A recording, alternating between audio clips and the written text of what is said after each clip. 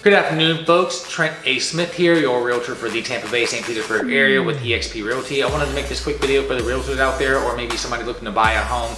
These are going to be 5 closing pitfalls you're going to come into when purchasing a home and how to avoid them. Number 1 is going to be mortgage dilemmas. Now, I would inform your buyers before they start looking for a house to have all the documents their lenders need to make sure that they are fully underwritten and pre-approved to buy a home, because you don't want to have a roadblock down the road 2 weeks before closing, like one of the times I did, where I had a buyer lie about his employment history to the lender, and then we had to push the closing date back so he could be there for 6 months.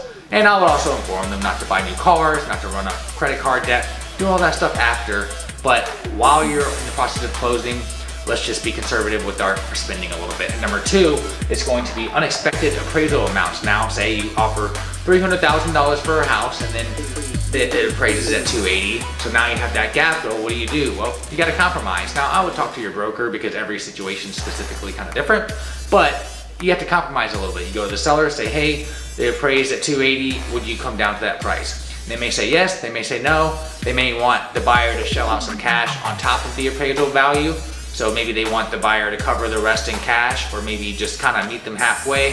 So it's all about compromising and negotiating that situation if it appraises low. Number 3, red flags during the inspection. Now, I always tell my buyers before the inspection that the inspector is going to find a lot of things wrong with the house. It is a used house, and it is their job to find things wrong with that property. So what do? You just take the important stuff that the inspector finds that may reflect on getting the home insured and see if the sellers will fix those. Well, what happens if they don't want to fix them? Well, you can just stick with the house and then fix them yourselves, or you can just walk away from the deal, because most likely you're still within that inspection period where you can opt out of the contract and then keep looking for something else.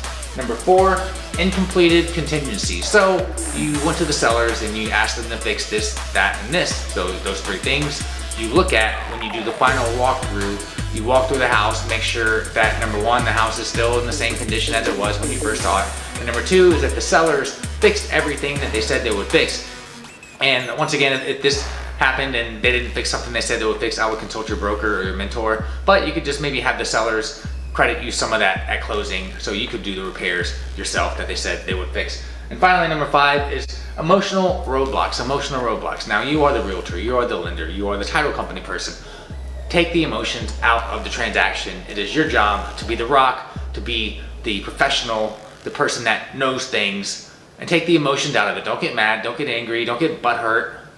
Yes, the buyers and the sellers, they're gonna have emotional problems. They're gonna get emotional. It is an emotional process. It's stressful. They're moving, they're spending a lot of money.